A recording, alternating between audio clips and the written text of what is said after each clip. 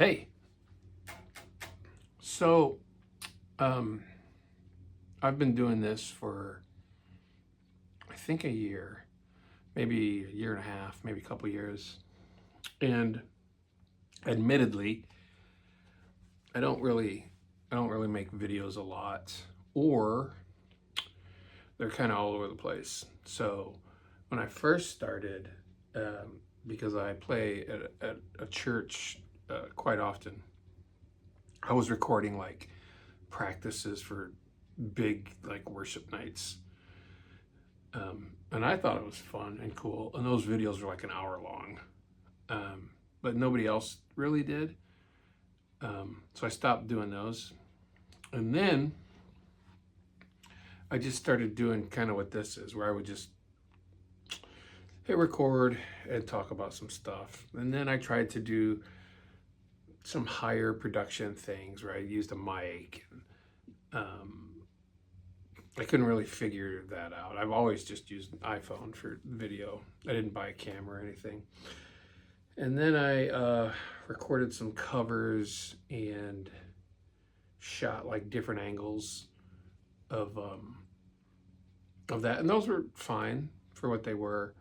And then I would just like give up and not do anything for a while, sitting somewhere between not caring what other people think and caring too much what other people think.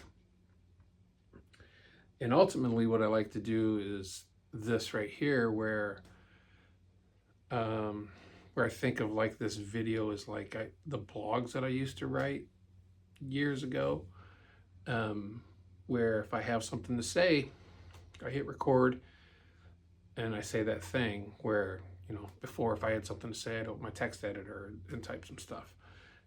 All that to say, I'm sitting at 99 subscribers, and I've never asked people to subscribe or like or any of that other stuff. And I thought that was really cool and not something that I ever thought I would get to.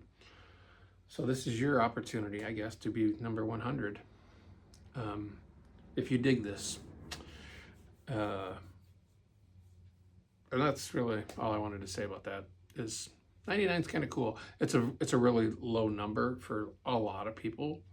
For some other people, it's a really high number. For me, it's a pretty high number to think that 100 people care or have seen something that they like enough to click the button. I know when I subscribe to somebody, I usually watch their video unless it's really, really good. But most of the time, I'll go and I'll check out their other stuff, and I'll go, oh, this person says a lot of things that I like. And then I'll subscribe. But I just wanted to say that 99 is pretty cool. And I'm kind of stoked that I made it that far. But what I really wanted to get on here and say is I belong to like a few Facebook groups, and I think of those as like forums, like Gear Page or some other thing where people post things and people respond. They're just in like a linear social media format, a feed format. And people go on there and ask a lot of questions. I'm belong to a few, but the one that I'm talking about today is this music theory one. People go on there and ask a lot of questions. And just like forums, they get blasted for asking what someone deems as a stupid question. Or they get a lot of good responses if they ask a good question. And I try to contribute where I can if I think I have something valuable to contribute, and I try to never post anything negative, only positive things. I have lots of negative thoughts, but I try to stay away from those. But there's one type of question post drives me crazy, and it's this, where they come in and they're like, what chord is that? And it drives me crazy. Maybe because I don't understand it, because I never did that when I was learning. I would come across chords on maybe a chord sheet or chart, and then I would look up what those chords were without actually understanding how they're built, just like, what is the shape for that chord. But I think that my whole point of all that is to say that I think that finding something that you like that sounds good to your ear on the guitar and showing it to somebody that understands music theory and the notes on the guitar and how chords are formulated, and to show them that thing and then say, tell me what chord this is. First of all, for me, I can't tell based on the shape of your hand. I need to know the notes in the chord to decipher what it is, because the truth is like those notes that you're barring or pressing down on or fretting are probably a couple different options.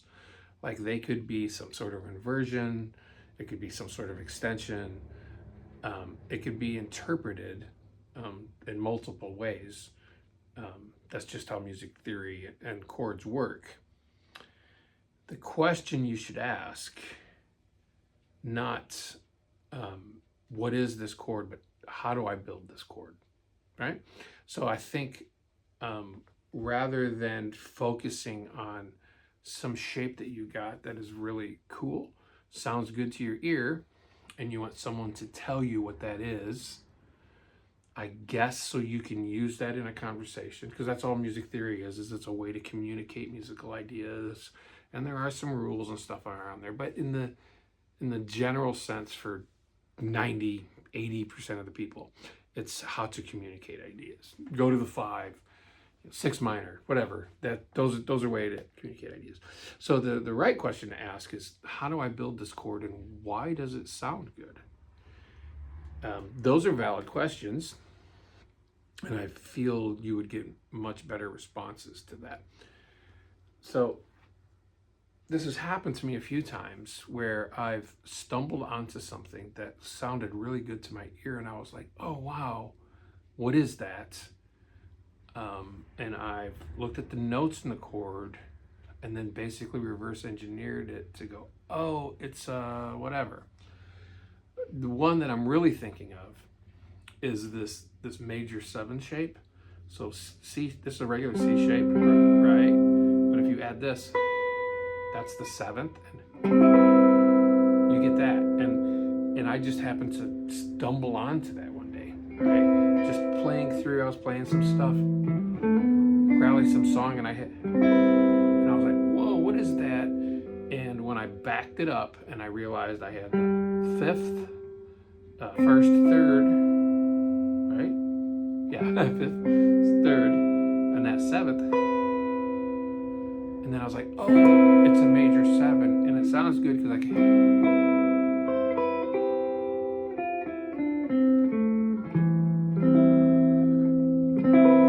And then I can do different things with it, right?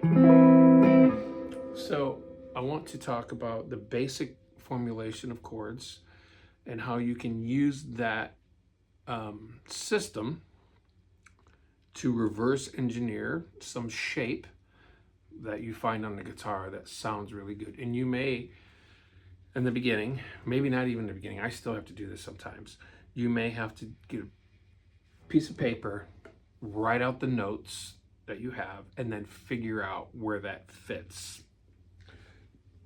So every chord is a stack of thirds, okay?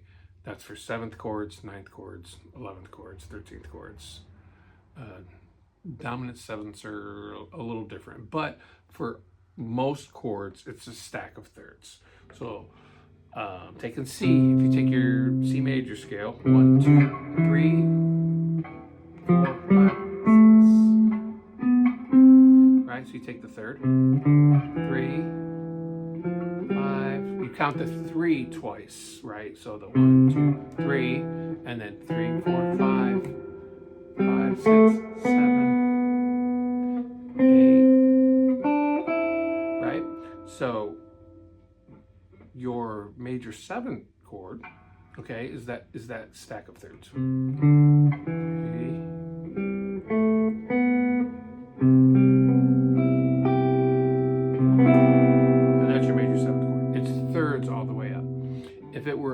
7th chord.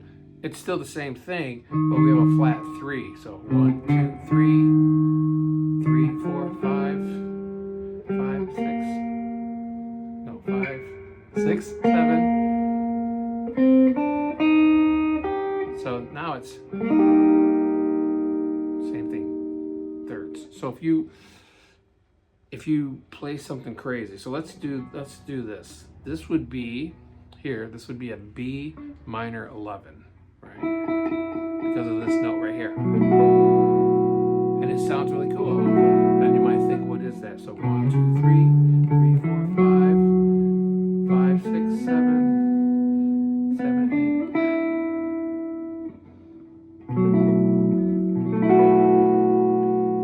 Okay. Actually, hold on. 1, 2, 3, 3, 4, 5, 5, 6, 7, 7.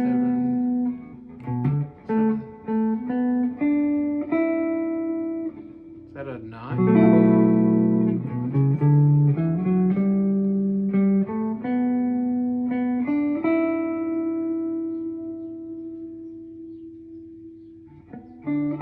I think it's 11. Yeah.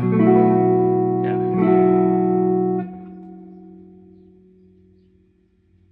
I'm going to figure that out later. That might be a 9. That might be a minor 9. No, it's an 11 because it's the 4th. And that's my point. That's all music theory. So now I know that as an 11th, right? Versus a 7.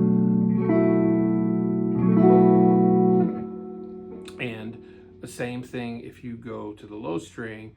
1, 2, 3, 3, 4, 5, 5, 6, 7. That'd be the 7th chord. So typically you'd have this, right? G chord, G major chord. But now you want this 5 and you want these two together, right? Because this is the 7, this is the 3. So it's really weird to do so. That's the 7th chord. But if you know how to stack those notes, you know this is also a 7th chord, right? And you know if you pick this up, it's a 9th. And now you have the 9th, right? So now it's a G major 9. And assume the bass player's hitting that, right?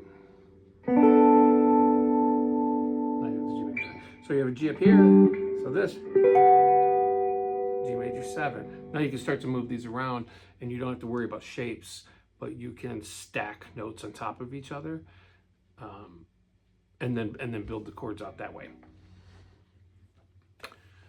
And that's really all I wanted to say. So if you're like building a shape, showing it to somebody, and then asking them to tell you what chord that is, pause.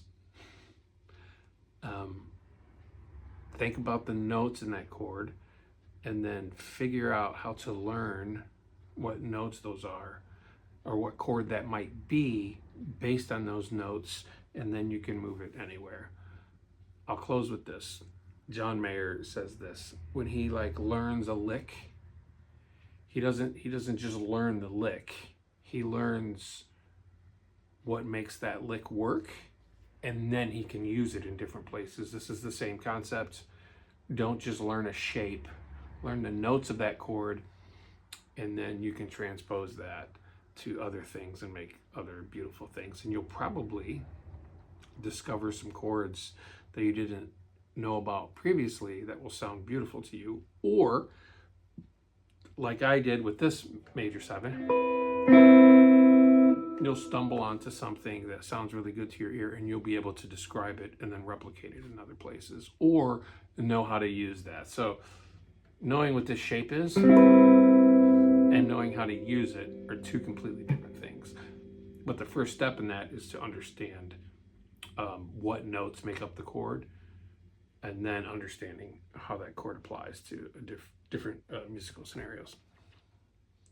That's it. Hopefully that's helpful to you. That's all I have. Have a good night.